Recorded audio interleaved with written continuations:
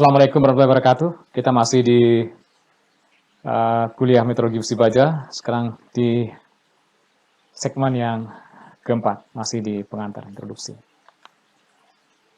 Teknologi untuk memasukkan baja diresmikan kembali di gambar di belakang ini. Jadi yang paling kiri adalah blast furnace. Di sini terdapat teknologi atau alat untuk membuat kokas, untuk mengkonversi dari batu bara yang bisa dibuat menjadi kokas.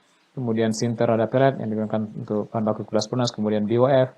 Ini yang smelting reduction, semua teknologi udah terutama dua sih, Correc dan Finex yang digunakan saat ini masuk ke dalam BOF, mirip dengan yang di sebelah kiri ini dengan menggunakan blast furnace. Kemudian ini teknologi direct reduction dengan menggunakan baik shaft furnace, RHF, kemudian rotary kiln maupun Fridas bed, menghasilkan spawn atau sponge iron atau DRI yang dilebur lebih lanjut di AF. Yang terakhir adalah dengan menggunakan daur ulang dari besi tua di AF menghasilkan baja. Di sisi teknologi tentu saja yang paling banyak digunakan adalah blast furnace, kemudian reduction itu porsinya kecil. Kenapa blast furnace? Blast furnace adalah teknologi yang paling efisien digunakan di dunia. Siapapun negara yang sekarang ini atau perusahaan membangun negara ini sekarang yang membangun atau memproduksi baja, mereka akan cenderung menggunakan teknologi blast furnace. Dan produksinya juga besar-besaran. Untuk memastikan baja, bisa menggunakan BOF atau EAF. Kalau misalnya blast furnace pasti menggunakan BOF. EAF ini biasanya menggunakan DRI dan juga dari recycling atau ulang dari besi tua. Ini negara-negara yang menghasilkan pig iron atau hot metal yang menggunakan teknologi blast furnace. Yang ini porsinya yang paling besar adalah China, kemudian ini negara-negara lain, Jepang, India, Rusia, dan negara-negara lainnya, Korea ya. Kemudian yang DRI itu biasanya di negara yang gas alamnya murah, terutama di Iran. Kemudian di India ini dengan menggunakan batu bara. Seharusnya Indonesia juga bisa mengikuti yang India ini ya. Tapi selain itu juga mereka punya juga ini drag yang menggunakan gas alam untuk menghasilkan DRI.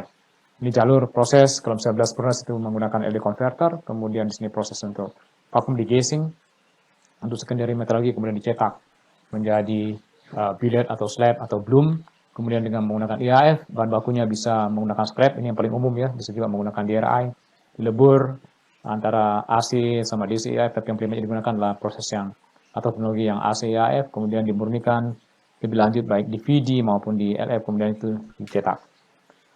Biji besi itu yang paling umum orang gunakan adalah hematit, yang paling banyak orang gunakan. Setelah itu adalah magnetit, yang lain tidak begitu umum digunakan.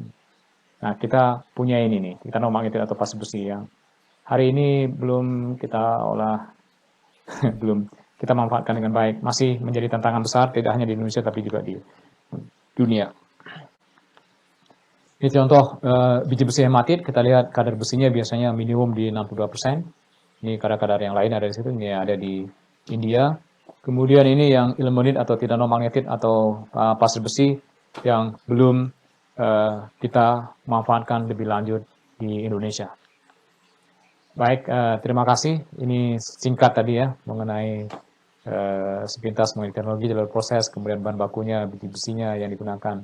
Apa saja hematit nggak ada masalah, itu digunakan untuk menghasilkan besi, bahan bakunya itu juga sudah proven. Tapi bicara mengenai pasir besi itu yang masih menjadi tantangan saat ini. Mudah-mudahan bermanfaat. Assalamualaikum warahmatullahi wabarakatuh.